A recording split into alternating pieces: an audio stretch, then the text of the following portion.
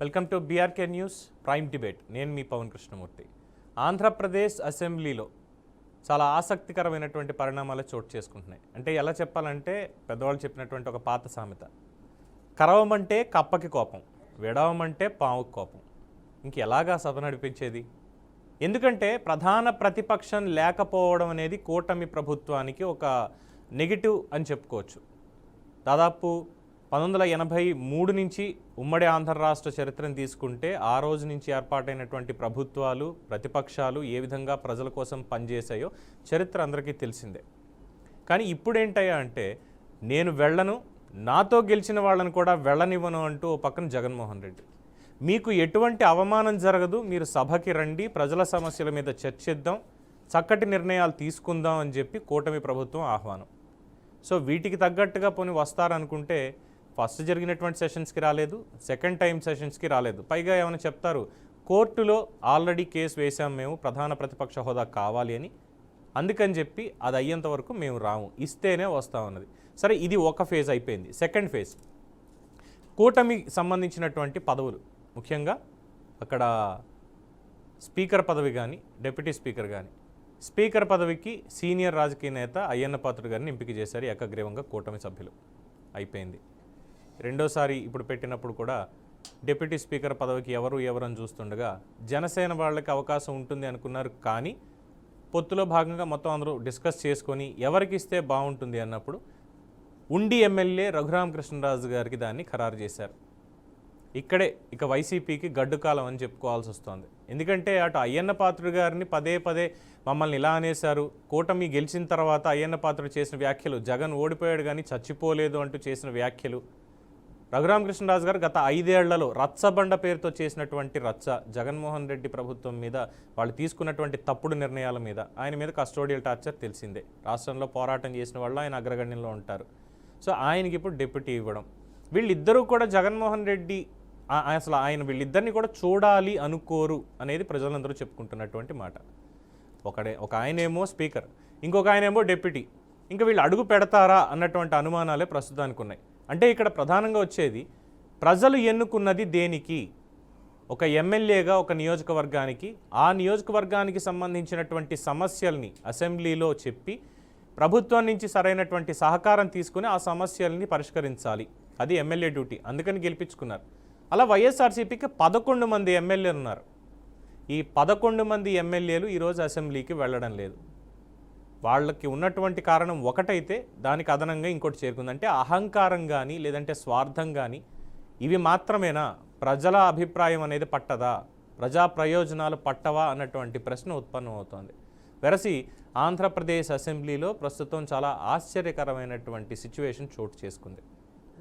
So డిబేట్లోకి enter అవుదాం. మనతోటి స్టూడియోలో అందుబాటులో ఉన్నారు ప్రముఖ పొలిటికల్ విశ్లేషకులు ముప్పా అంకమరావు గారు, అలాగే జనసేన పార్టీ రాష్ట్ర అధికార ప్రతినిధి కుసుంపూడి శ్రీనివాస్, అలాగే జూమ్ లైవ్లో అందుబాటులో ఉన్నారు జడ్జి రామకృష్ణ గారు, అలాగే పాదయాత్ర వెంకటేశ్వర రెడ్డి గారు మనతోటి జాయిన్ అవుతారు. అందరికీ నమస్కారం అండి. నమస్తే. శ్రీనివాస్ గారు, కూటమి ప్రభుత్వంలో మీరున్నారు. సరే, ముందుగా పదవి మీకు వస్తుంది అనుకున్నారు, మీ పార్టీ వాళ్ళకి చెందుతుంది అనుకున్నారు, కానీ రాలేదు. దాని మీద ఒక కామెంట్ చేయండి. At the same time Raghuramakrishnaraju గారికి ఈ ఉపసభాపతి పదవి ఇవ్వడం మీద మీ కామెంట్ ఏంటి? పవన్ గారు, మీకు ప్యానెల్లో ఉన్న పెద్దలందరికీ నమస్కారం అండి. కూటమి అంటే 164 మంది ఎమ్మెల్యేలతోటి మేము విడివిడిగా ఆలోచించట్లా. మమ్మల్ని మీరు అడిగితే మీరు ఎమ్మెల్యేలు ఎంతమంది అంటే జనసేన పార్టీకి 21 మంది కాబట్టి 21 మందిని మేము చెప్పాం, 164 మంది మా ఎమ్మెల్యేలు అని చెప్తాం. కాబట్టి 164 మంది ఎమ్మెల్యేలో ఒకరైనటువంటి రఘురామకృష్ణరాజు గారికి డిప్యూటీ స్పీకర్ ఇవ్వడం అనేది ఆనందదాయకం మాకు. దాంట్లో వేరే చర్చలు, ఎందుకంటే ఏ నిర్ణయమైనా ఉమ్మడిగా కలిసికట్టుగా కూర్చుని ఒక నిర్ణయం తీసుకుంటున్నారు కాబట్టి ఆయనకి ఇవ్వడం మా అందరూ కూడా హర్షిస్తాం. పైగా రఘురామకృష్ణరాజు గారు అంటే గతంలో ఎంపీ గారు, వారి నియోజకవర్గమే మాది కూడా, నరసాపురం పార్లమెంట్ పరిధిలోనే వస్తుంది అప్పట్లో. అయితే ఇప్పుడు ఎమ్మెల్యేగా గెలిచారు. ఆయన పోరాటం ఏంటన్నది గత 5 సంవత్సరాల్లో మనం చూసాం. ఎందుకంటే ఆయన అప్పట్లో ఉన్నటువంటి అధికార పార్టీ ఎంపీగా కొన్నాళ్ళు ఆయన మామూలుగా ఉన్న తర్వాత ఎప్పుడైతే ఆ పార్టీలో ఉన్న లోపాలను ఎదురు చూపించాడో ఆయన, అక్కడి నుంచి ఆయన మీద జరిగినటువంటి టార్చర్ అంతా మనకి తెలుసు. ఆయన సమర్థత ఉన్నవాడు కాబట్టి దాన్ని ఎదుర్కొని 5 సంవత్సరాలు రక్షబండ పేరు మీద ఆయన ఆ పార్టీలో జరుగుతున్నటువంటి కానీ రాష్ట్రంలో జరుగుతున్నటువంటి పరిణామాల మీద తన గళ వినిపించారు. కాబట్టి ఆ పదవికి ఆయన పూర్తి అర్హుడు, పూర్తి అవగాహన ఉన్న వ్యక్తి రాజకీయాలుగా. రైట్. అంకమరావు గారు, సో వారు చెప్పారు 164 మంది ఎమ్మెల్యేలు అని. అంటే ఇది మేబీ మా తరం వాళ్ళకి కొంచెం కొత్త ఇలాంటి మాటలు వినడం రాజకీయ నేతల దగ్గర నుంచి. మా పార్టీ పొత్తులో ఉంది కాబట్టి మా పార్టీ ఎమ్మెల్యేలు అంటే 10 మంది అంటే 10 మంది అని, లేదంటే ఆ రోజు ఉన్నటువంటి అవసరాలకి బయటకు వచ్చాడు, ఇలాంటివన్నీ చూసాం. 82 నుంచి అంటే తెలుగుదేశం పార్టీ ఆవిర్భావం నుంచి చూసినప్పుడు రాజకీయాలు 82కు ముందు 82 తర్వాత అనేది చరిత్ర చెప్పింది.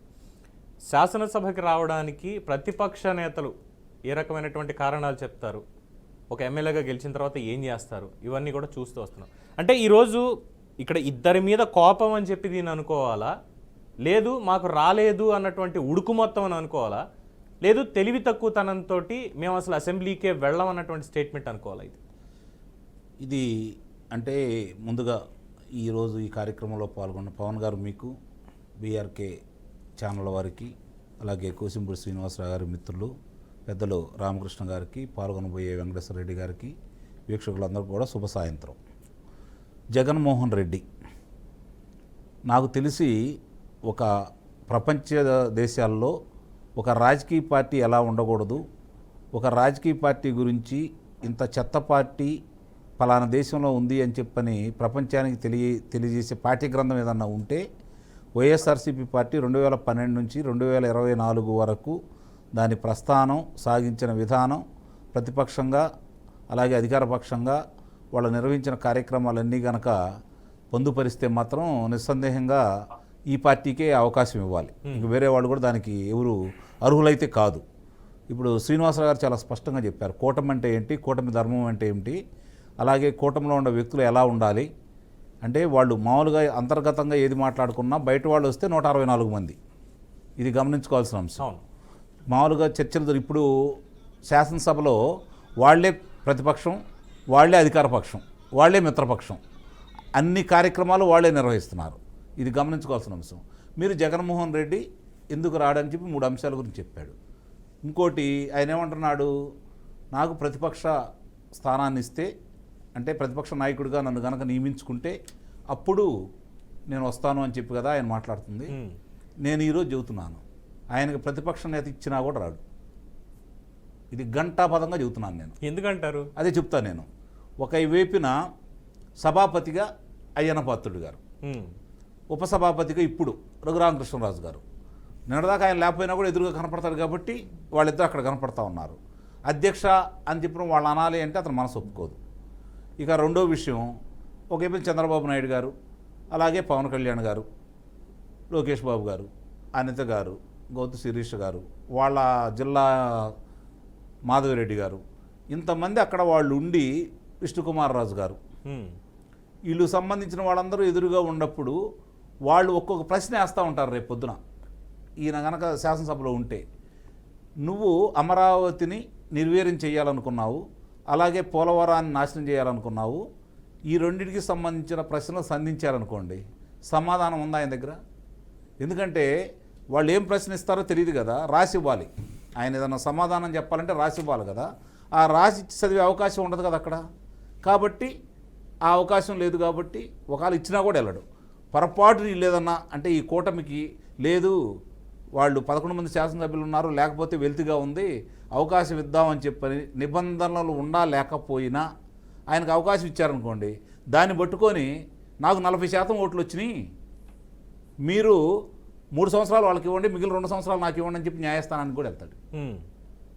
కాబట్టి ఇవన్నీ కూడా చర్చకు వస్తాయి. కాబట్టి జరిగిన విధ్వంసం కావచ్చు, జరిగిన దోపిడీలు కావచ్చు, పోలవరం కావచ్చు, లేకపోతే అమరావతి కావచ్చు, మిగిలిన అంశాలు రేపు పొద్దున ఇప్పుడు ఈయన ఉన్నాడు జనసేన వాళ్ళు ఏమడుగుతారంటే, రాంగంలోనే ఆ రోజు మీలాగా మేము ఏమీ చెయ్యం, కక్షపూరిత వ్యవహారాలు ఏమి చెయ్యం, మేమేమి భూషణలో చెయ్యము, కానీ మేము అడిగిన దానికి సమాధానం చెప్పండి అంటారు.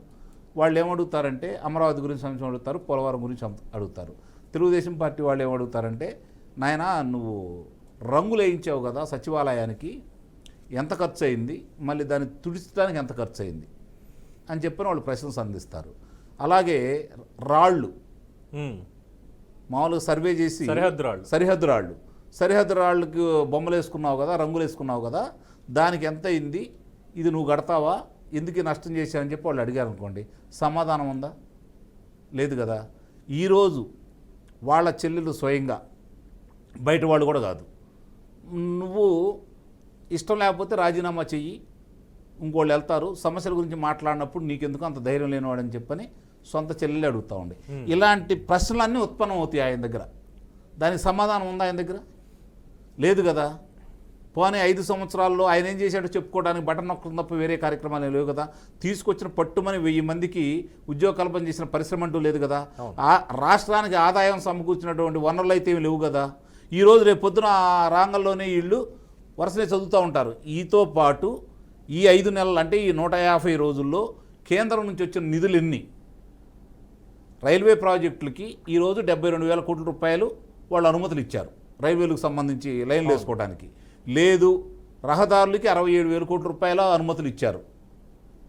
అలాగే ఇప్పుడు అమరావతిని మొదటి దశ పూర్తి చేయడం కోసం ప్రపంచ బ్యాంకు నుంచి రుణం రూపేణా కావచ్చు, అది కేంద్రం బరాయిస్తూ ఇక్కడ సంబంధం లేకుండా 15,000 ఇస్తున్నారు, ఇంకొక 11,000 అదనంగా ఇస్తున్నారంటే 26,000 కోట్ల రూపాయలు అమరావతిలో పనులు చేయడానికి దాన్ని కేటాయిస్తున్నారు. పోలవరం నీ వల్ల 21వ సంవత్సరంలో పూర్తి కావాల్సిన 2021లో పూర్తి కావాల్సినటువంటి పోలవరాన్ని నువ్వు రివర్స్ టెండరింగ్ ద్వారా దాన్ని నాశనం చేసిన సందర్భంగా ఈరోజు అదనపు భారం పడి 5 సంవత్సరాలు ఆలస్యమై 2020 నాటికి కానీ మొదటి దశ పూర్తి కాకూడదు. దానికి 12,700 కోట్ల రూపాయలు ప్రభుత్వం, కేంద్ర ప్రభుత్వం ఈరోజు ఇస్తూ ఉంది. 2,000 కోట్ల రూపాయలు ముందుగానే చెల్లించింది, పనులు మొదలవుతున్నాయి. ఇవన్నీ చెప్పుకుంటూ వస్తారు. నువ్వు ఆంధ్రుల హక్కు, విశాఖ ఉక్కు అనే నినాదంతో విశాఖపట్నంలో ఆ ఉక్కు నగరం ఏర్పాటైతే దాన్ని పరువులకు అందజేసి దాంట్లో వాటాలు కొట్టేయాలని చెప్పని, మీ వాళ్ళకి అప్పచెప్పాలని చెప్పని విశ్వ ప్రయత్నం నువ్వు చేసావు. ఈరోజు రాంగంలోనే వాళ్ళు ఆపారు. దానికి ఉపయోగపడే విధంగా వనరులు సమకూర్చుకుంటూ దాన్ని నిలబెట్టే విధంగా ఈ ప్రభుత్వం ప్రయత్నం చేస్తూ ఉంది. అలాగే విశాఖకి వచ్చేతలకి రైల్వే జోన్ ఒకటి తీసుకొస్తున్నారు. ఇవి కాక నువ్వు ఎక్కడైతే ఉక్కు నగరాన్ని నాశనం చేయాలని కోరుకున్నావో అదే ప్రాంతంలో ఉత్తరాంధ్రలో 1,40,000 కోట్ల రూపాయలు పెట్టి జర్మనీ వాళ్ళ నుంచి ఈ నిప్పోన్ వాళ్ళు వచ్చేసి ఇప్పుడు అక్కడ ఉక్కు పరిశ్రమ పెట్టడానికి ముందుకు తీసుకొచ్చారు. ఇవన్నీ చెబుతారండి, సమాధానం చెప్తాడా? తట్టుకోగలడా? ఇన్ని విషయాలు వాళ్ళు ఇవన్నీ కళ్ళ ముందు కనపడుతున్న తర్వాత అంటే ఇప్పుడు అంకనరావు గారు, ఇవన్నీ గత 5 ఏళ్లలో వాళ్ళ ప్రభుత్వంలో మనం వినేసాము. ఈ 5 నెలల్లో కూడా మళ్ళీ ఎందుకు ఓడిపోయారు అనే దాని మీద అనేక విశ్లేషణలు చేసాం, అయిపోయింది. అంటే ఈ రోజు పర్టికులర్గా బడ్జెట్ ప్రవేశపెట్టారు. బడ్జెట్ ప్రవేశపెట్టిన దాని మీద నిన్న ప్రెస్ మీట్ అయింది, ఇవాళ కూడా ప్రెస్ మీట్ పెట్టారు. ప్రెస్ మీట్ పెట్టి 2,74,000 కోట్ల రూపాయలు, 2,94,000 కోట్ల రూపాయలు లేదా ఆయన చెప్పింది 2,74,000 కోట్ల రూపాయలని మా ప్రభుత్వంలో డీబీటీ పద్ధతి ద్వారా మేము ప్రజలకు పంచిపెట్టాం. ఇది చెప్పారు కదా. ఇదేదో ఒక మీడియా ఛానల్లోనో లేదంటే ప్రెస్ మీట్ పెట్టి మైకులు లేకుండా వాళ్ళు ఇచ్చిన కెమెరాలనే పెట్టుకొని మీడియా లోపల పూర్తిగా అలౌ చేయకుండా అక్కడ చెప్పే బదులు జనబాహుళ్యంలోకి వచ్చి ప్రజాస్వామ్యానికి దేవాలయమైనటువంటి అసెంబ్లీ ఉంది, అసెంబ్లీలో కూర్చొని వాళ్ళు పక్కన నవ్వుతున్నారో, హేళన చేస్తున్నారో, వెక్కిరిస్తున్నారో, నిజంగా ఒక లీడర్ అనేటువంటి వ్యక్తికి ఈ రాగద్వేషాలు ఉండవు, ప్రజలు ఎన్నుకున్నటువంటి ఒక వ్యక్తికి. సో అక్కడికి వెళ్ళి నా పులివెందుల ప్రజల తరఫున లేదంటే 40% ఓట్లు వేసిన ఆంధ్రప్రదేశ్ ప్రజల తరఫున నేను ఇది చెప్పాను గర్వంగా, ఇది నేను చేశాను అని ఆయన చెప్పి మీరేం చేస్తున్నారు ఇప్పుడు, ఇది తప్పు కదా అని నిలదీస్తే, తప్పు నిజంగా ఉంటే చంద్రబాబు నాయుడు అయినా పవన్ కళ్యాణ్ అయినా తలంచుకోవాల్సిందే కదండి. అది కాదండి, చెప్పొచ్చుగా. పవన్ గారు ఒక విషయం ఆలోచించుకోండి. పరిటాల రవీంద్ర గారిని చనిపోయిన సందర్భంగా శాసనసభలో చర్చ జరిగిన సందర్భంగా రాత్రిపూట 11 గంటల దాకా ఒంటరి పోరాటం చేశాడు చంద్రబాబు నాయుడు గారు. ఒంటరి పోరాటం చేశాడు అంటే నాయకుడు, ఇక్కడ గమనించుకోవాల్సిన అంశం. ఒంటరి పోరాటం చేశాడు. నువ్వు శాసనసభ గేటు కూడా దాటనివ్వను అని చెప్పని పవన్ కళ్యాణ్ గారి మీద మాట్లాడితే ఆ గేటులో స్వాగతం పలుకుతూ ఉప ముఖ్యమంత్రిగా ఈరోజు 21 మంది శాసనసభ్యులుగా పోటీ చేయడానికి తీసుకొని 21 మందిని గెలిపించుకొని ఈరోజు రాచరికపు నడకతోటి ముందుకు వచ్చేసి అక్కడ కూర్చొని ఉన్నాడు పవన్ కళ్యాణ్ గారు. పోరాడాడు, గెలిచాడు. నీకు ఆ పోరాట తత్వం ఏంటి? అక్కడ దాకొద్దు. నువ్వు అధికారంలో ఉండగా 19 మంది శాసనసభ్యులే ఉంటే తెలుగుదేశం పార్టీకి 18 మందిని నువ్వు సభ నుంచి వెలుపలకు పంపిస్తే ఒకే ఒక వ్యక్తి 3 గంటలు మీ అందరికీ సమాధానం చెప్పాడు. ఆయనే నారా చంద్రబాబు నాయుడు గారు. ఓకే, అంటే సభలో ఏం చెప్పాలనుకున్నారు? ప్రజల యొక్క గొంతుక, ప్రజా సమస్యల గురించి, ప్రభుత్వ వైఫల్యాల గురించి. మీరు అన్నట్టు దేవాలయం లాంటిది శాసనసభ అంటే. అక్కడ మాట్లాడింది ప్రతిదీ రికార్డులో ఉంటుంది. ఎన్ని సంవత్సరాలైనా ఆపనే ఉంటుంది ఎవరేం మాట్లాడారనేది. అంతటి మహత్తర అవకాశాన్ని, నీకు ఇచ్చిన అవకాశాన్ని నిన్ను ప్రజలు నీకు ఇచ్చింది 11 స్థానాలు. ఇది ప్రజల తీర్పు. శాసనసభాపతితో చంద్రబాబు నాయుడు గారు, పవన్ కళ్యాణ్ గారు దాన్ని అతిక్రమించే అవకాశం లేదు. ప్రజల తీర్పు అంటే నీ స్థాయి ఇదని చెప్పని ప్రజలు ఒక నిర్ణయానికి వచ్చారు. ప్రజల మన్నల్లో పొందు. రేపు పొద్దున ప్రజల కోసం పోరాడు, ప్రజా సమస్యల గురించి మాట్లాడు, అప్పుడు నిన్ను గౌరవిస్తారు. రైట్. శ్రీనివాస్ గారు ఇంతకు చెప్తున్నారు ఇదే పాయింట్ మీద మీరు చెప్తే నేను రామకృష్ణ గారి అభిప్రాయం తీసుకుంటాను. ఖచ్చితంగా అప్పుడు శాసనసభ, ప్రజాస్వామ్యం, విలువలు, వాటికి ముందు అర్థాలు తెలియాలి కదండి. ఇప్పుడు ఒక్కొక్క అంశం గురించి వస్తే సరే నేను అనుకున్నాను కనీసం ఈ 10 రోజులు ఎన్నో జరుగుతుంది కదా, 10 రోజులు ఏదో రోజు రాకపోతాడా అనుకున్నాను నేను. సరిగ్గా రఘురామకృష్ణరాజు గారు ఏమో డిప్యూటీ స్పీకర్ చేశారు. ఇంకా దాంతో ఆయన రాడు, రాలేడు, రాబోడు, అది కూడా త్రిబులారే. రాడు, రాలేడు, రాబోడు. కాబట్టి నేను ఏమంటానంటే ఇప్పుడు శాసనసభ్యుడు ఆయన ఏమన్నాడంటే శాసనసభ దాని ఏమంటే అసెంబ్లీ గేట్ తాకనివ్వను అన్నాడు ఆయన, పవన్ కళ్యాణ్ గారిని. నాకు అనిపించింది ఏంటంటే అసెంబ్లీ గేట్ తాకను అన్నాడేమో, మనకు అలా అనిపించిందేమో అనుకున్నాను నేను. ఎందుకంటే శాసనసభ అనేటప్పటికీ మనకి ఎటువంటి పేర్లు వస్తాయంటే ఆంధ్రప్రదేశ్కి ప్రకాశం పంతులు గారు, లేకపోతే దామోదరం సంజయ్ గారు, పివి నరసింహరావు గారు, గౌతు లచ్చన్న, తరిమిల నాగిరెడ్డి, ఇటువంటి మహానుభావులు వాళ్ళకి పార్టీలతోటి సిద్ధాంతాలతోటి వేరు అయినా కూడా అటువంటి వ్యక్తులు అసెంబ్లీలో ఉండి ప్రజా సమస్యల మీద పోరాడుతుంటే చాలా ముచ్చటగా ఎంత చక్కగా ఉండేది. కానీ గత 5 సంవత్సరాల్లో మనం చూస్తే అసెంబ్లీ కార్యక్రమాలు చూస్తే అసలు మన ఇంట్లో వాళ్ళ పిల్లలు కానీ ఆడవాళ్ళు కానీ చూడలేనటువంటి భాషా విధానం అక్కడ మనకు కనిపించింది. మీరు రమ్మంటున్నారు, మీలాంటి వారు అందరూ రండి, శాసనసభ్యుడు కాబట్టి శాసనసభ్యుడు గారు ఖచ్చితంగా శాసనసభలో మీ మాటలు మీ భావం వ్యక్తపరచండి అని అంటున్నారు. కానీ వచ్చి ఏ భాషలో మాట్లాడతారు మీరు చెప్పండి పవన్ గారు?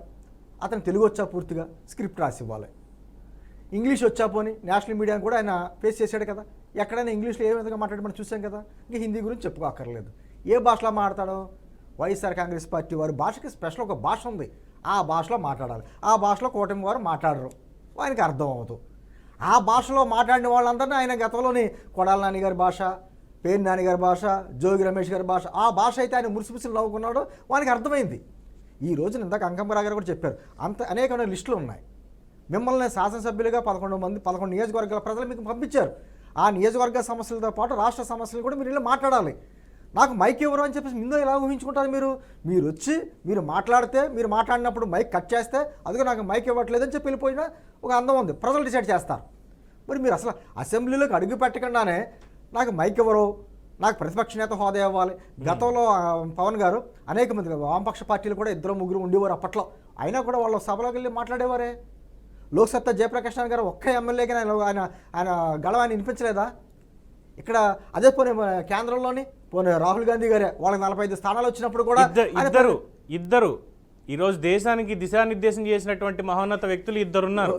భారతరత్న వాజ్పేయి గారు, లాల్కృష్ణ అద్వానీ గారు, ఇద్దరితో స్టార్ట్ అయిన ప్రయాణం ఈ రోజు. అసెంబ్లీకి మీకు పంపించిన విధానం ఏంటి?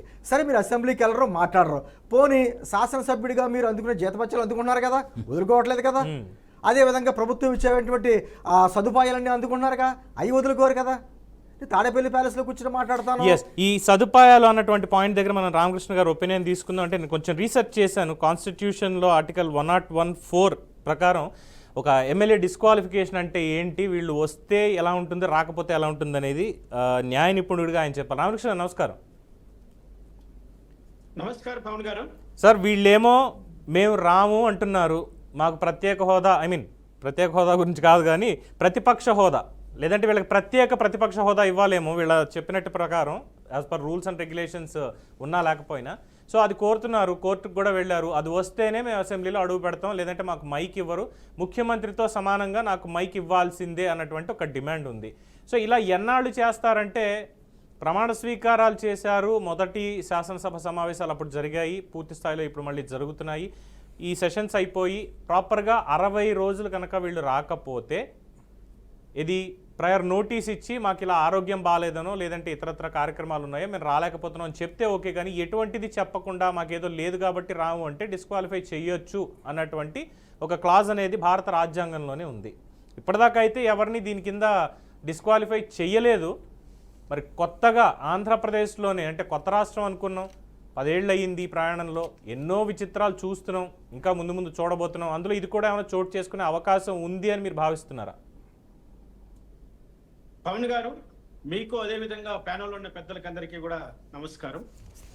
ముఖ్యంగా వైఎస్ జగన్మోహన్ రెడ్డి వ్యవహార శైలి మొదటి నుంచి ఈ విధంగానే ఉంటుంది. ఆయన ఎంత మూర్ఖంగా ప్రవర్తిస్తాడో అందరికీ తెలిసిన విషయమే. కానీ ఇప్పుడైతే ఇటువంటి సమయంలో ఆయన ఇటువంటి నిర్ణయం తీసుకోవడం అన్నది ప్రజలకు ఆయన చాలా ద్రోహం చేసినట్లే లెక్క. 40% ఓట్లతో నేను ఉన్నాను అంటున్నటువంటి పెద్ద మనిషి ఆ 40% గురించి అయినా అక్కడ సభలో మాట్లాడడం కోసము, లేదా ప్రభుత్వం చేసేటువంటి తప్పిదాలను ప్రజలకు వివరించడంలోనో, ప్రభుత్వం తీసుకున్నటువంటి పథకాలలో ఉన్నటువంటి లోటుపాట్లను వివరించడంలోనో ఆయన కీలక పాత్ర పోషించవలసింది పోయి ఆయన ఈరోజు కాడదించి పంపలో కూర్చున్నాడండి. ఇక్కడ ఎందుకంటే ఇప్పుడు రాజ్యాంగంలో నిబంధనలు అవన్నీ కూడా మనం పెట్టుకున్నవి. ఇప్పుడు ఆ నిబంధన ప్రకారం వాళ్ళపైన డిస్క్వాలిఫికేషన్ అన్న ఒక అస్త్రాన్ని ప్రయోగించాలంటే 60 రోజుల పాటు వాళ్ళు సభకు హాజరు కాకుండా ఉండాలి వితౌట్ పర్మిషన్. 60 రోజులు అన్నది కూడా ఏంటి, కంటిన్యూస్లీ ఫర్ 60 days. ఇక్కడ మనకు అసెంబ్లీ ఒక సెషన్ అన్నది 15 రోజుల, లేకపోతే 20 రోజుల, లేదా 2 రోజుల, 5 రోజుల అనేటువంటి ఒక షార్ట్ పీరియడ్ గా జరుగుతూ వస్తాం. ఆ విధంగా జరుగుతున్నటువంటి అసెంబ్లీ 60 days వరకు కంటిన్యూస్ గా వాళ్ళు ఆబ్సెంట్ కావాలంటే it's take more than 1.5 year. ఒక 1.5 year ఖచ్చితంగా పడుతుంది. ఇక్కడ జగన్మోహన్ రెడ్డి యొక్క ధైర్యం ఏంటంటే, ఏదో ఒక రోజు అసెంబ్లీలో కూర్చొని వచ్చాడు అనుకోండి, ఆ సంతకం పెట్టి వచ్చాడు అనుకోండి, ఆ పాత రోజులన్నీ కూడా మారిపోయిపోతాయి. మళ్ళీ అక్కడ నుంచి మళ్ళీ 60 days కౌంటింగ్ కావాలి. కాబట్టి రాజ్యాంగంలో ఉన్నటువంటి ఈ కఠినమైనటువంటి నిబంధన వీళ్ళకు బహుశా ఇబ్బంది కలిగించకపోవచ్చునేమో అని నేను అభిప్రాయపడుతున్నాను. కానీ ఇక్కడ న్యాయము, ధర్మము, చట్టము, రాజ్యాంగాన్ని కాకుండా ఒక వ్యక్తిగా, ఒక ఎమ్మెల్యేగా, పులివెందుల ప్రజలకు ఎన్నుకున్నటువంటి ఎమ్మెల్యేగా జగన్మోహన్ రెడ్డి ఎలా నడుచుకోవాలో ఆ విధంగానే నడుచుకోవాలి. సభా సాంప్రదాయాలను గౌరవించాలి, సభకు వెళ్ళాలి, సభలో జరుగుతున్నటువన్నీ కూడా తన ప్రజల ముందు ఉంచాలి, తన వాదన సభలో వినిపించాలి. కానీ నువ్వు గుడి సెట్ వేసుకున్నట్లుగా ఇక్కడ అసెంబ్లీ సెట్ వేసుకొని నువ్వు మోక్ స్పీకర్ పెట్టుకొని మోక్ అసెంబ్లీని నిర్వహిస్తానని చెప్పడము ఎంత హాస్యాస్పదమో ఒకసారి ఆలోచించండి. రామకృష్ణ గారు, ఏమన్నా స్టూడెంట్ వా? రామకృష్ణ గారు సచివాలయం సెట్ వేసుకున్నాడు కదా ఇంట్లో, మొన్నటిదాకా మనకు తెలియలేదు. సచివాలయానికి వెళ్ళలేదండి ఆయన, సచివాలయానికి వెళ్ళలేదు, ఇంట్లో సెట్ వేసుకున్నాడు. అదే మనము అసలు మాకు ఆ తిరుమల వెంకటేశ్వర స్వామి సెట్ వేసుకున్న విషయం తెలుసు, కానీ ఆయన సచివాలయం సెట్ వేసుకున్నాడని మీరు చెప్తున్నారు. ఇప్పుడు నిజమేనా? నిజమండి, మొన్న ఈ మధ్య కదా అది బయటకు వచ్చింది. మేబీ సచివాలయంలో ఎప్పుడు వాళ్ళ కూర్చొని మాట్లాడిందల్లా ఇంట్లోనే చేసుకున్నారు. అది ఓకే, పత్రికా సమావేశాల కోసం ఆయన వెనకాల బుద్ధుడి విగ్రహ ఒక లోగో పెట్టుకొని చేస్తుంటాడు. అది మామూలుగా అక్కడ హౌస్ లోనే ఉన్నట్లుగా ఉంది మొదటి నుంచి. అవును, సచివాలయంలో ప్రెస్ మీట్ అని ఆయన ఇంట్లోనే ఆ కార్యక్రమాలన్నీ చేసినటువంటి వ్యక్తి. అవును, మీరు అన్నట్లుగా అసెంబ్లీలో ఆ ప్రజలకు, ఎందుకంటే ఆయన సోషల్ మీడియా ఉంది కదా, తప్పుడు రాతలు రాయడానికి, తప్పుడు సమాచారాన్ని ప్రజలకు ఎక్కించడానికి ఆయన ఎట్లా సోషల్ మీడియా పైన ఆయన ఆధారపడతారు. ఆయన సోషల్ మీడియా రూపంలో ఇటువంటి జిమ్మిక్కులన్నీ కూడా చేయడానికి ఆయన ఏమాత్రం వెనుకంజ వేయడు. కానీ ఇక్కడ మనకు ప్రధానంగా కావాల్సింది, నువ్వు అసెంబ్లీకి వెళ్ళకపోవడానికి నువ్వు చూపిస్తున్నటువంటి కారణాల్లో సహేతుకత ఏమైనా ఉందా? ఏమంటున్నావు?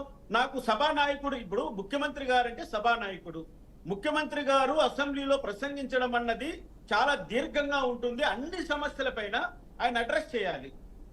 ఆయనతో సమానంగా నాకు మైక్ ఇవ్వాలని నువ్వు కండిషన్ పెట్టడం ఏంటి? ఆఫ్టర్ నువ్వు ఒక పులివెందుల ఎమ్మెల్యే, ఆ విధంగా నువ్వు కండిషన్ పెట్టడానికి నీకు ఏ నిబంధన నువ్వు కోట్ చేస్తున్నావు? ఇక్కడ ఏ రూల్ గురించి నువ్వు మాట్లాడుతున్నావు? అటువంటి రూల్ ఏమన్నా ఉంటే చూపించండి. లేదు కదా, అసెంబ్లీ రూల్స్ లో అటువంటి ఒక ప్రస్తావన లేదు కదా. ప్రతిపక్ష నాయకుడు హోదా ఇచ్చినప్పటికీ కూడా ప్రతిపక్ష నాయకుడికి, సభానాయకుడికి సమానమైనటువంటి అవకాశంగా ఆయనకి ఎంత టైప్ మైక్ ఇస్తామో అంత సమయము ప్రతిపక్ష సరే హోదా సరే ఉన్నటువంటి సార్ ప్రతిపక్ష కొన్ని నాయకుడు అంటే నేను మధ్య మార్గంగా బీఆర్కే న్యూస్ వేదిక ద్వారా ప్రజల తరఫున ఇలాంటి న్యాయ నిపుణుల్ని విశ్లేషకుల్ని పార్టీ నేతలు అందరినీ కూడా ఒకటి అడుగుతున్నా ఏంటంటే, ఇందాక చెప్పాను సామెత, కరవమంటే కప్ప కోపం, విడవమంటే పాము కోపం. సో ఎవరో ఒకళ్ళు అయితే కాంప్రమైజ్ అవ్వాలి, అటు సైడ్ అవ్వరు అనుకుందాం. అట్లీస్ట్ మీరైనా సరే ఏదో ఒకటి ఇచ్చేసాం, అక్కడ రఘురామకృష్ణరాజు ఉన్నాడా లేదంటే అయ్యన్న పాత్రుడు ఉన్నాడా, ఇవన్నీ నీకు ఎందుకయ్యా, 11 మంది ఎమ్మెల్యేలు అంటే దాదాపుగా 22 లక్షల మంది జనాభా మిమ్మల్ని ఎన్నుకున్నారు, ఇగో నీకు ఈ హోదా ఇచ్చేసాం అనుకో, వచ్చి అక్కడ ఉన్న సమస్యల మీద పోరాడని అట్లీస్ట్ ఈ ప్రభుత్వం నుంచైనా ఒక మాట చెప్తే ప్రజల పక్షాన సార్ ఇది. అంటే నేను అంటుంది పవన్ గారు, అది ఏదో మన ఇష్ట ప్రకారం ఇచ్చుకునేది కాదండి. అధికార పక్షం సార్ రాజ్యాంగాన్ని 150 సార్లు దాకా మార్చామండి, రాష్ట్ర అభివృద్ధి కోసం ఒక్కటి మారిస్తే రాష్ట్ర అభివృద్ధి వచ్చిందా? అది కాదు అక్కమరావు గారు, రాజ్యాంగం అన్నది రాష్ట్రానికి సంబంధించింది కాదు, దేశానికి సంబంధించింది. నేను అంటుంది అధికార పక్షం, ప్రతిపక్షం, విపక్షం అని మూడు ఉంటాయి. అంకమరావు గారు, శ్రీనివాసరావు గారు, అనలిస్ట్ కేఎస్ ప్రసాద్ గారు మనకు ఫోన్ లైన్ లో అందుబాటులో ఉన్నారు, ఒకసారి మాట్లాడడానికి. ప్రసాద్ గారు నమస్కారం. చెప్పండి సార్. ఏం చెప్పండి, మీరు క్వశ్చన్ అడిగితే చెప్తారు.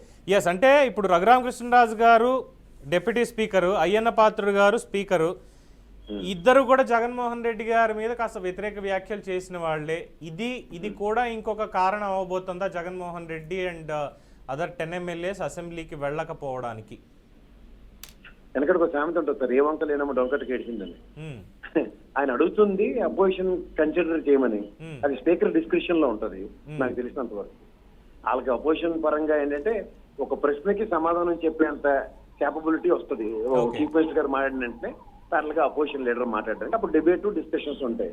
అదర్వైజ్ ఆయన ఇండివిజువల్ కెపాసిటీస్ చూసుకుంటే 11 మంది వాళ్ళ నియోజకవర్గాలకి ఎమ్మెల్యేలు. ఆ ఎమ్మెల్యేలు పులివెందుల సమస్యలు లేదంటే రాష్ట్ర ఎలక్షన్స్ ఇట్లన్నిటి మీద డెలిబరేషన్స్ ఇవ్వడానికి అంత స్థాయి ఉండదు. సో దీనికి రఘురామకృష్ణరాజు గారు డిప్యూటీ స్పీకర్ అయ్యారు లేదంటే అయ్యన్న పాత్ర గారు స్పీకర్ అయ్యారు అన్నది కాన్సెప్ట్ ఓరియంటెడే కాదు. That is nothing to do with. ఇక్కడ ఉన్నంత వరకు ఏంటంటే ఆయనకి అపోజిషన్ కన్సిడరేషన్ కనుక ఉంటే, ఎందుకంటే 164 ప్లసెస్ 11 కాబట్టి అప్పుడు ఆయన వెళ్ళడానికి అది రఘురామకృష్ణరాజు గారు వచ్చు లేదా అయ్యన్న పాత్ర గారు వచ్చు లేదా ఇంకెవరిని కూర్చోబెట్టినా ఆయన దాంతో ఏం ప్రాబ్లం ఉండదు. ఇక్కడ ఏంటంటే సమయభావం ఉంది.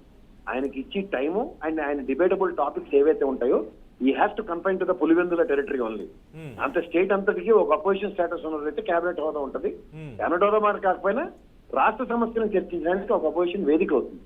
ఆ వేదిక లేనప్పుడు it won't serve any of the purpose. అందుకని ఆయన వెళ్ళట్లేదు. అంటే పులివెందుల ప్రజలకి సమస్యలే లేవంటారా? లేదు మిగతా 10 నియోజకవర్గాలకి సమస్యలే లేవు, అసెంబ్లీలో చెప్పేటువంటి సమస్యలు అవి కాదంటారా? ఇది బడ్జెట్ సమావేశాలు, పులివెందుల సమస్యల మీద చర్చలు కాదు కదా. బడ్జెట్ లో పులివెందులకు కూడా కేటాయింపు చేసుకోవచ్చు కదా, ఎందుకంటే అధికారంలో ఉన్నప్పుడు ఆ రోజు ఒక్కొక్క నియోజకవర్గానికి ₹1 నేను శాంక్షన్ చేస్తున్నాను అని ముఖ్యమంత్రి హోదాలో ఆయన ఆ రోజు చెప్పారు. ఈ రోజు ఒక ఎమ్మెల్యేగా ముఖ్యమంత్రికి అర్జీ పెట్టచ్చు కదా, ప్రతి నియోజకవర్గానికి 2 కోట్లు 3 కోట్లు ఇస్తే అభివృద్ధి జరుగుతుందని చెప్పడానికైనా వెళ్ళాలి కదా. కానీ మీరు అన్ని ఎలా మాట్లాడుతున్నారంటే అది ఆల్రెడీ ఆయన చీఫ్ మినిస్టర్ హోదాలో ఉన్నప్పుడు లేదంటే స్ట్రాంగెస్ట్ ఉన్నప్పుడు మాటలు చెప్తున్నారు. అపోజిషన్ హోదా ఏమైనప్పుడు మొత్తం రాష్ట్రంలో నియోజకవర్గాల మీద ఏ ప్రజలు ఇచ్చినటువంటి తీర్పు కదా ప్రసాద్ గారు. అవునండి, ప్రజలు ఇచ్చిన తీర్పు అపోజిషన్ లీడర్ లేదంటే క్యాబినెట్ హోదా ఇవేవి డిసైడ్ చేయరు కదా. ప్రజలు తీర్పు ఇచ్చారు 11 సీట్లకి 164 వెసెస్. ఇప్పుడు ఇదే కూటమిలో కనుక పవన్ కళ్యాణ్ గారు లేరనుకోండి, గ్యారంటీగా ఆయన అపోజిషన్ స్టేటస్ ఉంది ఆయనకి. అలా కాదు కదా, బీజేపీ, తెలుగుదేశం అండ్ ఇంకోటి జనసేన 3 కలిసి ఉన్న దగ్గర మిగిలిన ఆడమైన అవుటర్ 11 సీట్లతో ఉన్న వాళ్ళకి అపోజిషన్ స్టేటస్ ఇస్తే ఛాన్సెస్ ఆర్ వెరీ బ్రైట్. ఎందుకంటే టైం టెన్యూర్ ఛాన్సెస్ ఇవ్వడానికి అది స్పీకర్ డిస్క్రిప్షన్, స్పీకర్ ఇవ్వరని అనుకుందాం. స్పీకర్ ఇవ్వనప్పుడు అసెంబ్లీకి వెళ్ళకపోవడం ఎందుకు? అంటే నాకు ఇవ్వలేదు కాబట్టి నాకు ఇక వేరే మాట్లాడడానికి ఏమీ అవకాశం లేదా? 2 నిమిషాల్లోనో 5 నిమిషాల్లోనో మాట్లాడాల్సిన అవసరం ఉంటుంది కదా. మీరు వాస్తవం ఏంటంటే ఇది రాష్ట్రానికి సంబంధించిన బడ్జెట్ ప్రవేశపెట్టిన బడ్జెట్ సమావేశాలు. ఇది బడ్జెట్ సమావేశాలు చర్చనీయాంశాలు ఏముంటాయంటే రాష్ట్రం బ్రాడర్ ప్రాస్పెక్ట్ లో మాట్లాడి ఉంటాయి. ఉదాహరణకి పులివెందులకి బడ్జెట్ అలొకేషన్స్ ఏమైనా ఉన్నాయనుకోండి, లేదంటే దర్శికో లేదంటే ఎర్రగొండపాలెంకో లేదంటే సంతనోతలపాడుకో ఏమైనా ఉన్న నియోజకవర్గాలు ఉన్నవి ఉన్నప్పుడు అప్పుడు వెళ్ళి మాట్లాడతారు. ఇది ఏదీ లేకుండా బ్రాడర్ ప్రాస్పెక్ట్ లో స్టేట్ వైజ్ జరిగిన బడ్జెట్ కి ఒక అపోజిషన్ గా మాట్లాడడానికి వెసులుబాటు ఉంటే లోపలికి వెళ్తే జస్టిఫై అవుతుంది. Otherwise there is no mean of it. అయితే మీకు ఇది హిస్టరీ మీకు బాగా తెలుసు. పి జనార్దన్ రెడ్డి గారు ఫ్లోర్ లీడర్గా ఉన్నప్పుడు ఆ రోజు కాంగ్రెస్ పార్టీకి ప్రతిపక్ష హోదా కూడా లేదు అసెంబ్లీలో, ఉమ్మడి అసెంబ్లీలో. అప్పుడు ఉన్నటువంటి దానికి పి జనార్దన్ రెడ్డి గారికి సమయం బాగానే దొరికింది. రాష్ట్ర సమస్యల మీద, బడ్జెట్ సమస్యల మీద, అన్నిటి మీద మాట్లాడారు. వాళ్ళ ఎమ్మెల్యేల సంఖ్య తక్కువైనప్పటికీ ప్రతిపక్ష హోదా లేదు వాళ్ళకి. లేకపోయినా సరే వాళ్ళ ఎమ్మెల్యేలు 10 మంది 20 మందిని తీసుకుని వెళ్ళారు, మాట్లాడారు. ఆయన చేసినటువంటి పోరాట ఫలితంగానే ఈరోజు హైదరాబాద్లో ఎన్నో రకాల అభివృద్ధి కార్యక్రమాలు ఆ రోజు చేపట్టడం జరిగింది. మరి ఆ కోణంలో ఎందుకని చెప్పి జగన్మోహన్ రెడ్డి గారు ఆలోచించలేకపోతున్నారు? జగన్మోహన్ రెడ్డి గారు ఆలోచించడానికి ఇప్పుడు జాతీయ స్థాయిలో బీజేపీకి 2 స్థానాలు వచ్చాయి సార్. అప్పుడున్న వాతావరణం, అప్పుడున్న సర్కమ్స్టాన్సెస్, వాజ్పేయి గారు అపోజిషన్ లీడర్ గా ఉన్నప్పుడు ఐక్యరాజ్య సమితి సెనెట్ కి రాజీవ్ గాంధీ గారు డెసిషన్ తీసుకుని ఆయన పంపించారు. అది ఒక సుహృద్భావ వాతావరణంలో ఉన్న సిచ్యువేషన్. గత 10 ఏళ్లు బట్టి మీరు చూసుకుంటే వ్యక్తిత్వ హననాలకు పరిమితమైన అసెంబ్లీలో వ్యక్తిత్వ హననానికి పెద్దపీట వేస్తూ మీరు అపోజిషన్ స్టేటస్ ఇస్తారని ఇల్యూజన్స్ లో ఎవరు బతుకుతారు? అన్అవాయిడబుల్ సర్కమ్స్టాన్సెస్ అక్కడ అట్రిబ్యూట్ అవుతున్నప్పుడు ఇన్విటబుల్ సిచ్యువేషన్ స్కోర్ తెచ్చుకుని వాడు ఎవరు ఉండడు కదా. అంటే ఎందుకు ముందే ఒక ఇమాజినేషన్లోకి ఎందుకు వెళ్ళడం? ముందే ఒక ఇమాజినేషన్ అంటే నాకు అక్కడ అవకాశం ఇవ్వరు అని ఎందుకు అనుకోవడం? ఒక పెసిమిస్ట్ లాగా వెళ్ళొచ్చుగా. గత అసెంబ్లీ సెక్షన్స్ లోనే జగన్మోహన్ రెడ్డి గారు మీ దగ్గర ఉన్న 4 ఆల్రెడీ నా దగ్గరకు వచ్చారు, ఇంకో 4 లాక్కుంటే నీకు అపోజిషన్ స్టేటస్ ఉండదు అన్నది ఆయనంతటా ఆయన నోట్లోంచి వచ్చిన మాటే. కాబట్టి ఇవాళ అపోజిషన్ స్టేటస్ మీద ఎంత స్ట్రెస్ ఇచ్చి మాట్లాడతారన్నది ప్రజలందరికీ తెలుసు.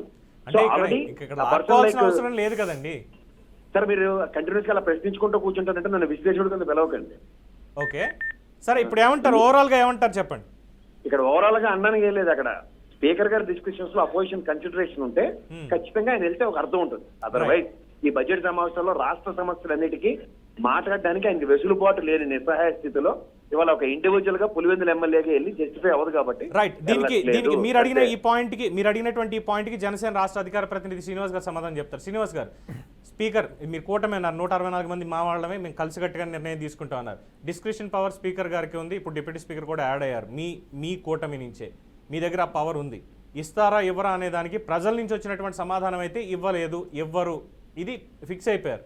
కానీ ప్రసాద్ గారు చెప్పినటువంటి పాయింట్ ఆఫ్ వ్యూ ఏంటంటే అక్కడ నాకు అవకాశం దొరకదు అన్నదానికి నేను ఎందుకు వెళ్ళడం జగన్మోహన్ రెడ్డి గారు ఆలోచన. నాకు ఎలాగో క్వశ్చన్ చేయడానికి కానీ లేదు వాళ్ళ మీద ఒక ప్రాబ్లం రేస్ చేయడానికి కానీ నాకు ఇవ్వరు.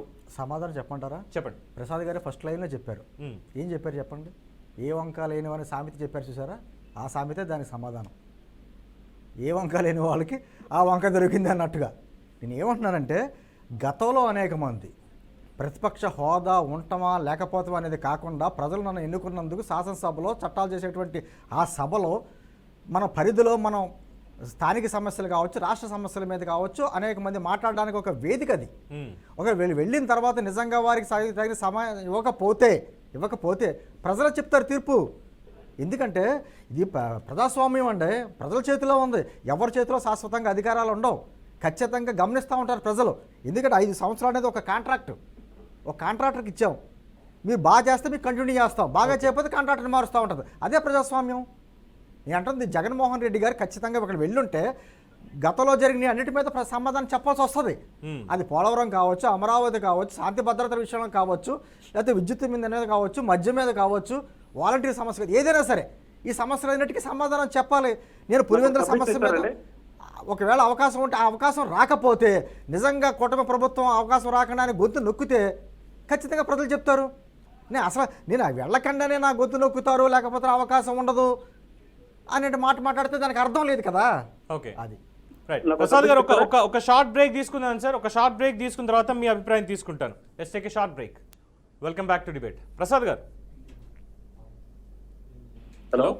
ఎస్, శ్రీనివాస్ గారు చెప్పారంటే మీరు ఇందాక చెప్పినటువంటి ఒక మాటే, మీరు ఏదైతే సామెత చెప్పారో అదే సమాధానం అంటూ వారు చెప్పారు. శ్రీనివాస్ గారికి విత్ డ్యూ రెస్పెక్ట్ శ్రీనివాస్ గారికి ఏంటంటే ఈ సమావేశాలు బడ్జెట్ సమావేశాలు రాష్ట్రం మొత్తం మీద ఎలక్షన్స్ గురించి ఉంటాయి. ఓకే. అపోజిషన్ స్టేటస్ కనుక లేనప్పుడు ఏ ఎమ్మెల్యే అయినా కూర్చుని ఏమీ మాట్లాడడానికి ఉండదు. ఇవాళ మీరు క్వశ్చన్ అవర్ కూడా చూసుకుంటే అయ్యన పాత్రుడు గారు 4 మాట్లాడారు చూసుకోండి. అలాగే ఇవాళ ప్రెస్ మీట్ రెడ్డి గారు కూడా చెప్పింది 1 hour 55 minutes ప్రెస్ మీట్ లో categorical address all the point. ఇంత సమయం నాకు అసెంబ్లీకి వెళ్తే ఉండదు. This quiet obvious. అపోజిషన్ అన్నదానికి ఎందుకు జస్టిఫికేషన్ ఉంటుందంటే ఇవాళ అసెంబ్లీ సమావేశాల్లో చర్చనీయ అంశాలు ఏవైతే ఉంటాయో ఒక బుల్లెట్ పాయింట్ గౌరవ ముఖ్యమంత్రి గారు ఎప్పుడైతే చెప్తారో లేదంటే ఒక గౌరవ మంత్రి గారికి ఒక ఎక్స్ప్లెనేషన్ ఇచ్చిన వెంటనే దానికి పాయింట్ ఆఫ్ ఆర్డర్ కింద ఇమ్మీడియట్ గా రెస్పాండ్ అవ్వడానికి అపోజిషన్ లీడర్ గారికి ఛాన్స్ ఉంటుంది. ఇప్పుడు అపోజిషన్ స్టేటస్ మీరు ఇందాక జనార్దన్ రెడ్డి గారి గురించి కోట్ చేశారు. ఆ రోజు మహానుభావుడు ఎన్టీ రామారావు గారు కన్సిడరేషన్స్ తో ఆయనకి అపోజిషన్ స్టాటస్ ఈక్వలెంట్ గా ఇచ్చారు. అందుకే 23 మంది 26 మంది ఉన్నా సరే ఆయనకి టైము దొరికింది, చర్చనీయాంశాల మీద ఆయన మాట్లాడడానికి వెసులుబాటు వచ్చింది. వాజ్పేయి గారు ఇంకో ఇద్దరే గెలిచారు మనకి ఇక్కడ ఎందుకు దీనికి ఇక్కడ మన ఎక్కడంటే వరంగల్ దగ్గర నుంచి ఉన్న ఇంకొక ఎంపీ గారు ఇద్దరే గెలిచినా సరే హనుమకొండ నుంచి అయినా సరే వెసులుబాటు ఆ రోజు ఒక సుహృద్భావ వాతావరణంలో ఇచ్చిన ఉదంతాలు ఉన్నప్పుడు వాళ్ళు కష్టంగా మారుతారు. అంటే అప్పుడు వ్యక్తిత్వ హననం అనేది లేదు, సబ్జెక్ట్ మీద మాట్లాడేటువంటి ఆ కేపబిలిటీ, కెపాసిటీ, ఆ విజ్ఞత అన్ని ఉండేవి. ఇప్పుడు అవి లేవు. పైపచ్చు ఇప్పుడు ఏంటంటే ఆ రోజు ఆ రూలింగ్ పార్టీ అండ్ అపోజిషన్ పార్టీలో ఒకరికొకరు గౌరవ మర్యాదలు ఇచ్చుకునే ఉదంతాలు ఉన్నాయి. సో ఉదంతాలని మనం బేస్ చేసుకుని ఆ రోజున్న వాతావరణానికి అనుగుణంగా that is perfect app for that particular moment and that particular situation. But ఇవాళ మీరు అన్వయించుకుని దాన్ని కంపారిజన్ చేసుకుంటే ఇవాళ వాళ్ళ దగ్గర ఇది బడ్జెట్ సమావేశాలు. First of all please understand, underline చేసుకోండి. ఇందాక మిత్రుడు బాగా చెప్పారు ఆయన. కానీ బడ్జెట్ సమావేశాల్లో రాష్ట్ర సమస్యల మీద మాట్లాడడానికి అపోజిషన్ లీడర్ హోదా ఉంటేనే మాట్లాడగలుగుతారు. అదర్వైజ్ ఇండివిజువల్ ఎమ్మెల్యే కెపాసిటీస్ తో ఎవరికి డిస్కషన్స్ ఉండవు. నాకు ఒక చిన్న సందేహం తెలియకే అడుగుతున్నా. అంటే ఇప్పుడు ప్రజలు ఎన్నుకున్నది అసెంబ్లీకి వెళ్ళడానికే కదా సార్. నేను చెప్తుంది అదే, అసెంబ్లీ ఇవాళ వెళ్ళడానికి మొత్తం మీద దగ్గర 80 రోజులు అటెండెన్స్ ఉంటే చాలు అనుకుంటాను. ఓవరాల్ గా అటెండెన్స్ గురించి నేను అనట్లేదు. ఒక నిమిషం ఆగండి సార్, మీరు ఆగండి. ప్రశ్నించగలను మర్మం చెప్పేస్తా. ఇవాళ అసెంబ్లీ సమావేశాలకి వాళ్ళు దే ఆర్ ఇన్సిస్టింగ్ ఫర్, ఎందుకంటే ఇంతకన్నా ముందే వాళ్ళు ఒక అభ్యర్థించుకున్నారు. ఏమని? మాకు అపోజిషన్ కన్సిడర్ చేస్తారా చేయరా అని. ఇదే గౌరవ్ సార్. అపోజిషన్ ని ఒక్క సెకండ్ పక్కన పెట్టేద్దాం ప్రసాద్ గారు. ప్రజల పాయింట్ ఆఫ్ వ్యూ మనం టెక్నికల్ గా మాట్లాడుకోవచ్చు, తప్పలేదు. అదే ఇప్పుడు ప్రజల పాయింట్ ఆఫ్ వ్యూలో అరే ఒక సెకండ్ ఆగండి.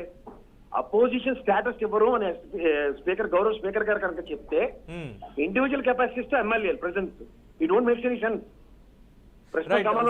శ్రీనివాస్ గారు, అదేదో మీరు ఒకసారి కూటమి ప్రభుత్వానికి మీరు అర్జీ పెట్టి సార్ ఆ నిర్ణయం ఏదో తీసుకోమన్నారు కాబట్టి ఏదో తీసుకుంటా, పవర్ లేదు అని చెప్పేసేయండి. ఒక నిమిషం, ప్రసాద్ గారు చెప్పారు కాబట్టి ఆయన చెప్పినట్టు జగన్మోహన్ రెడ్డి గారు ప్రెస్ మీట్ పెట్టి ఈ బడ్జెట్ సమావేశాలు కాబట్టి రాష్ట్ర స్థాయి సమస్యలు ఉంటాయి కాబట్టి నాకు మాట్లాడే అవకాశం ఉండదు, ప్రతిపక్ష నేత హోదా లేకపోతే కాబట్టి నేను దీనికి రావట్లేదు అని చెప్పి వచ్చే సమావేశాల్లో నేను పులివెందుల ఎమ్మెల్యేగా శాసనసభలో అడుగు పెడతాను, నాకు ప్రతిపక్ష నేత హోదా ఇచ్చినా ఇవ్వకపోయినా అని చెప్పుంటే అసలు సమస్య లేదు. ఈ క్వశ్చన్ ఉత్తరం రాదు. దేనికి చెప్తారు? అది గౌరవ్ స్పీకర్ గారు ఇవాళ అనౌన్స్ చేసేదాకా ఈ జగన్మోహన్ రెడ్డి గారు రివీల్ చేయాల్సిన నెసిటీ లేదు. Right now the ball is in speakers court. మీరే అన్నారు సార్ ప్రసాద్ గారు, మీరే ఇప్పుడు ఏమన్నారు? ఈ బడ్జెట్ సమావేశాలు కాబట్టి రాష్ట్ర స్థాయి సమస్యలు కాబట్టి మాట్లాడడానికి ఏమి ఉండదు కాబట్టి, ఎలాగ ప్రతిపక్ష నేత హోదా ఇవ్వలేదు కాబట్టి సమయం ఉండదు కాబట్టి అని మీరే అన్నారు. నేను అంటుంది రేపొద్దున సమస్యల్లో, రేపొద్దున వచ్చే సమావేశాల్లో ఇదే ప్రతిపక్ష నేత హోదా ఇవ్వకపోతే అప్పుడు పులివెందుల ఎమ్మెల్యేగా అటెండ్ అవుతారా, లేకపోతే అప్పుడు కూడా అటెండ్ అవ్వరా? అది మా ప్రశ్న సార్. నేను గ్యారంటీగా చచ్చిపోతాను మంచిగా పుట్టినందుకు, కానీ ఎప్పుడు చచ్చిపోతాను నన్ను ఎప్పుడు చెప్పమంటే ఎన్ని దగ్గర చెప్పగలను సార్. అలాగే ఇన్వర్టబుల్ సిచ్యువేషన్, నెక్స్ట్ సమావేశానికి ఆయన వస్తాడు రాదన్నది నెక్స్ట్ డిస్ట్రిక్ట్. సేమ్ అలాగే అసెంబ్లీకి ఇప్పుడు అటెండ్ అయితే అక్కడ అవమానాలు జరుగుతాయి అనుకోవడం కూడా అటువంటిదే కదా సిచ్యువేషన్. మరి అవమానాలు జరుగుతాయి అన్నది పక్క తీయండి, అది ఇప్పుడు నెక్స్ట్ సెషన్స్ లో నాన్ బడ్జెట్ ఎలా ఉందంటే నాకు ఒక అడ్మిషన్ వచ్చిందండి, ఒక ఇన్స్టిట్యూట్ లో ఒక అడ్మిషన్ వచ్చింది. 1,00,000 గ్రూపులు ఉన్నాయి. నన్ను ఎందులో వేయాలనేది నాకు తెలియదు. వాళ్ళ డిస్క్రిప్షన్ పవర్ వాళ్ళకు ఉంది, నన్ను ఏ గ్రూప్ లో వేస్తారనేది వాళ్ళకే అధికారం ఉంది. అందుకని వాళ్ళు వేసేదాకా కూడా నాకు అటెండెన్స్ అవసరం లేదు, నేను ఇంట్లో కూర్చుంటాను అంటే నేను సెలెక్ట్ అయింది దేనికి? అదే కదండి, మీరు ఇంటర్మీడియట్ వెళ్ళినప్పుడు సిఈసి తీసుకుంటారా, లేకపోతే ఎంపీసీ తీసుకుంటారా, బైపీసీ తీసుకుంటారా, హెచ్ఈసీ తీసుకుంటారా, మీ డిస్క్రిప్షన్. నేను కాలేజ్ వచ్చింది అనుకోండి, ఏ గ్రూప్ తీసుకుంటారో మీ చేతిలో ఉంటుంది డిస్క్రిప్షన్. ఆ డిస్క్రిప్షన్స్ లేనప్పుడు దేనికి వెళ్ళాలంటారు? ఎలా ఉందంటే నా చేతిలో పవర్ లేదు ప్రతిపక్ష హోదా తీసుకోవడానికి, స్పీకర్ గారే ఇవ్వాలి. ఇక్కడ ప్రతిపక్షం అనేది వదిలేయండి, ఆ హోదా అనేది ఒకసారి వదిలేద్దాం. టెక్నికల్ గా అన్ని మాట్లాడాలి, ఇవ్వనని చెప్పమనండి, అది వదిలేస్తారు. అంటే ప్రజలు మంది ఇవాళ అపోజిషన్ గా ఉన్నారు. మీ పాయింట్ లోనే మాట్లాడతాను ప్రసాద్ గారు, మీ పాయింట్ లోనే మాట్లాడతాను. కూటమి వాళ్ళని అడుగుతాను, మీరు జగన్మోహన్ రెడ్డి గారికి వారి ఎమ్మెల్యేలకి మీరు భయపడుతున్నారు అంటే వాళ్ళు ఎక్కడో వచ్చి సభలో ప్రతిపక్ష హోదా ఇస్తే గట్టిగా రాష్ట్ర సమస్యల మీద మిమ్మల్ని కంప్లీట్ గా మీ నోరు కంప్లీట్గా నిజాలతో నొక్కేస్తారు అని చెప్పి మీరు ఏమైనా భయపడుతున్నారా? అసెంబ్లీ సమావేశాలు కాదు, వీళ్ళు ప్రమాణ స్వీకారాలు జరిగినప్పుడు ఆయనకి అప్పుడు ప్రతిపక్ష నేత హోదా లేకపోయినా ఆయన్ని తీసుకొచ్చి ఏ గేటు ద్వారా లోపలికి తీసుకెళ్లారో మీరు చూశారు కదా. అంటే అప్పుడు హోదా లేకపోయినా మిగతా ఎమ్మెల్యేలు అందరూ వచ్చేటువంటి వర్గాల్లో కాకుండా ఆయన్ని ఒక మాజీ ముఖ్యమంత్రిగా ఆయనకు ఒక ఇవ్వాల్సిన గౌరవం అక్కడ ఇచ్చారు. అదే మీరు చెప్తారు కదా, అపోజిషన్ ఇవ్వట్లేదు, మాజీ ముఖ్యమంత్రిగా హోదా ఇచ్చాం, కన్సిడరేషన్ అది. అదే అంటున్నా, ఈ రోజున కూడా రమ్మంటున్నారు. కన్సిడరేషన్ అతను వద్దంటున్నాడు. That's what is apprehension. మీరు అన్నిటికీ మీరే అలా కాదండి ప్రసాద్ గారు, ఖచ్చితంగా అది అంటుంది. ఈ రోజున నేను అన్న మొదటి చోటే మాటలు మాట్లాడుతున్నా. మీరు మాజీ ముఖ్యమంత్రి గారు, మీకు ఒక 11 స్థానాలు ఇప్పుడు వచ్చినాయి. మీరు అసెంబ్లీకి వచ్చి మీరు మాట్లాడినప్పుడు మీ గొంతు నొక్కితే ఖచ్చితంగా ప్రజలు తీర్పిస్తారండి. అసలు నేను ఇక్కడ రామకృష్ణ గారి అభిప్రాయం తీసుకోవాలనుకుంటున్నా ఈ వ్యాఖ్యల మీద. రామకృష్ణ గారు, ముఖ్యంగా ఇందాక చెప్పా, అటు కాలేజ్లో నేను చదువుకునేటప్పుడు గ్రూప్ తీసుకోవడం అనేది నా చాయిస్, అది ఓకే. నాకు ఒక ఇన్స్టిట్యూషన్లో ఒక అప్లికేషన్ పెట్టుకున్నానో లేదంటే సెలెక్ట్ అయ్యానో వెళ్ళాను అనేది అది ఇంకొకటి. ఇక్కడ ఈ హోదా ఇచ్చారా ఇవ్వరా, డిస్క్రిప్షన్ పవర్ ఉందా లేదా, ఇవన్నీ నాకు అనవసరం సార్, పక్కన పెట్టేస్తాను. నా నియోజకవర్గ ప్రజలు నన్ను ఎన్నుకున్నారు. సభ జరుగుతోంది అంటే ఒక ఎమ్మెల్యేగా, ఆ నియోజకవర్గ రిప్రజెంటేటివ్గా నేను సభకి అటెండ్ అవ్వాల్సినటువంటి బాధ్యత నా మీద ఉంది. నాకు అక్కడ హోదా లేదు కాబట్టి నేను వెళ్ళను అంటే ప్రజల్ని అవమానించినట్లా కాదా? పవన్ గారు, జగన్మోహన్ రెడ్డి సేవలు మాకు అవసరం లేదని ఆంధ్ర రాష్ట్ర ప్రజలు, ఆంధ్రప్రదేశ్ రాష్ట్రము తీర్మానించిన తర్వాత అతనికి ఏదో దయాభిక్షగా వేసి మళ్ళీ పైకి లేపాల్సిన అవసరము ఏమిటి? కూటమి ప్రభుత్వానికి అంత అవసరమా? నేను అడుగుతున్నా. ప్రజలు తిరస్కరించారండి, ప్రజలు ఇవ్వలేదు ఆయనకి అవకాశం. ప్రజాభిప్రాయానికి భిన్నంగా వెళ్తాడా స్పీకరు? ప్రజాభిప్రాయానికి భిన్నంగా వెళుతుందా కూటమి ప్రభుత్వము? ఆయన కేఎస్ ప్రసాద్ గారు చెప్తున్నారు, వై నాట్ 175 అంటూ విర్రవీగినటువంటి వీళ్ళకి తగిన బుద్ధి ప్రజలు చెప్పిన తర్వాత కూడా ఏమిటి ఈ మాటలు? ఆయనకి ఎందుకు ఇవ్వాలండి ప్రతిపక్ష హోదా? ఎందుకు ఇవ్వాలి?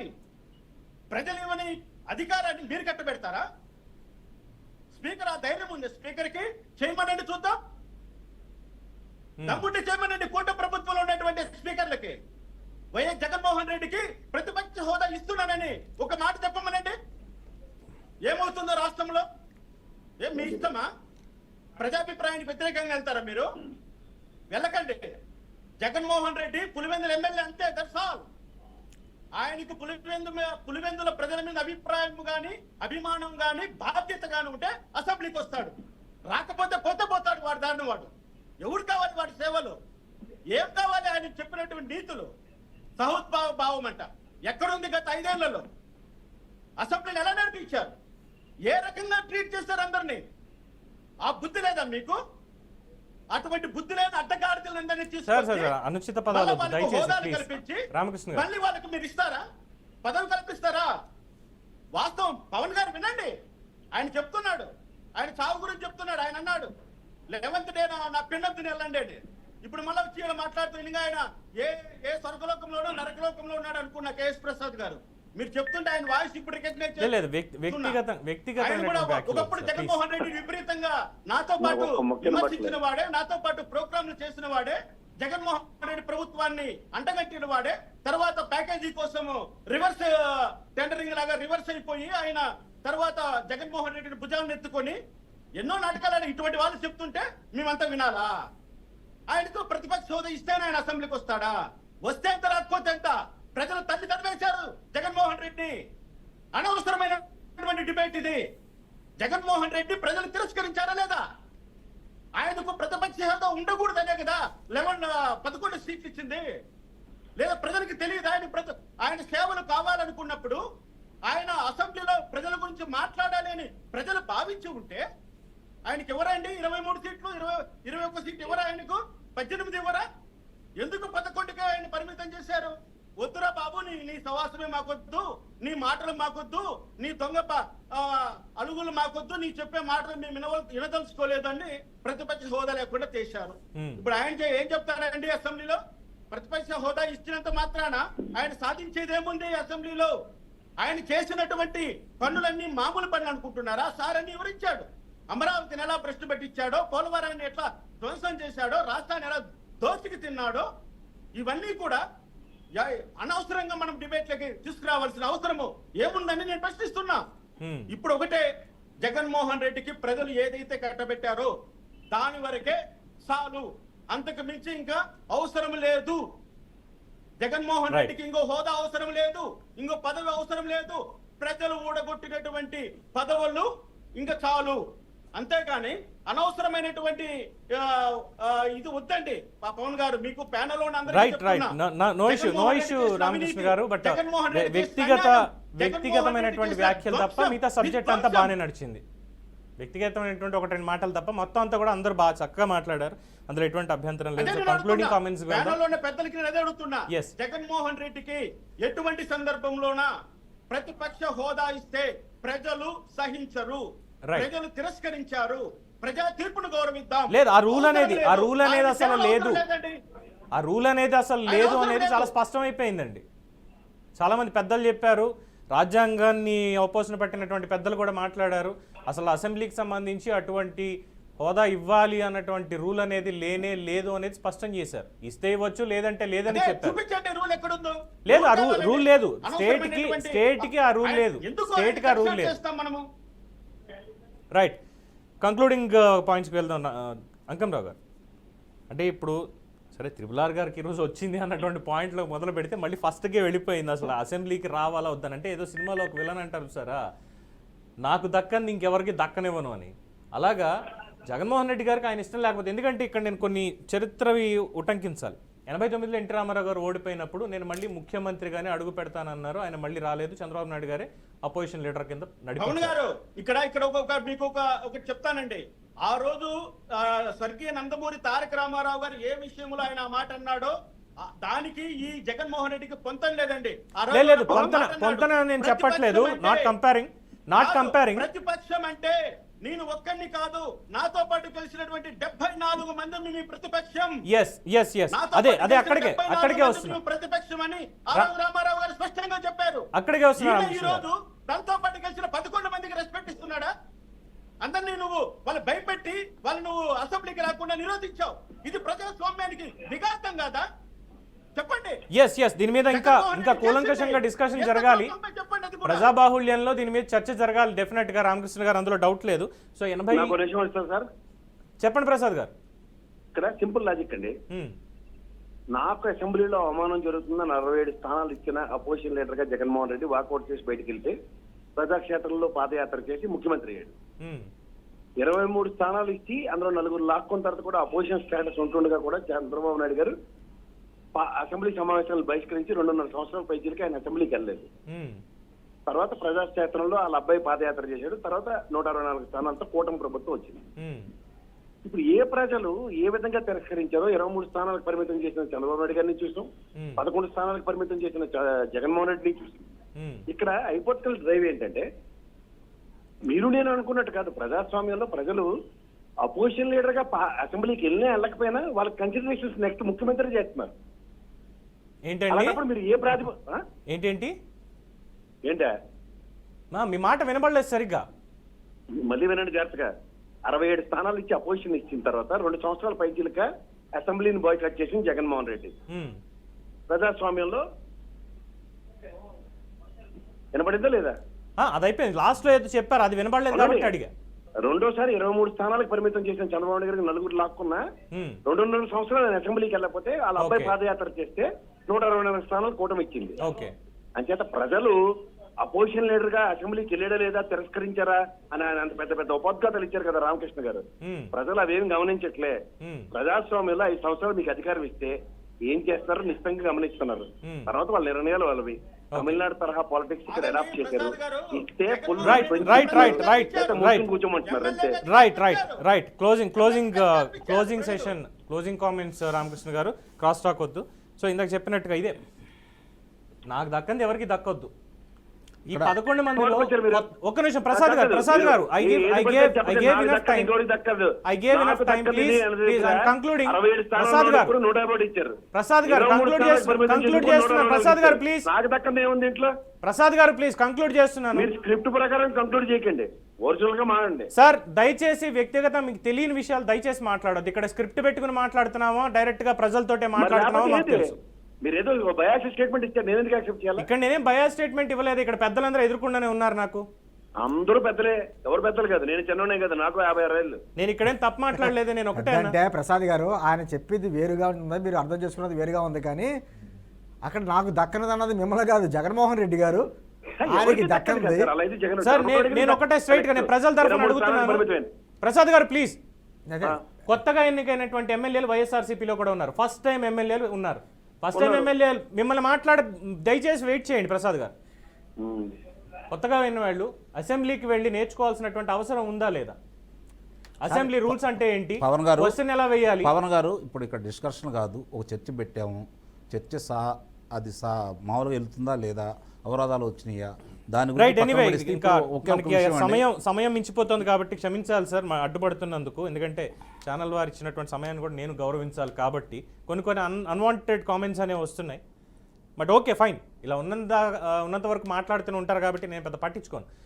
ఎనీవే స్పీకర్ ఎన్నికతోటి వెళ్ళట్లేదా, లేదంటే కూటమి వాళ్ళకి హోదా ఇవ్వట్లేదు అన్న దాంతో వెళ్ళట్లేదా అనేది ఏ కారణమైనప్పటికీ జగన్మోహన్ రెడ్డి అసెంబ్లీకి వెళ్ళట్లేదు అన్నది మాత్రం సుస్పష్టం.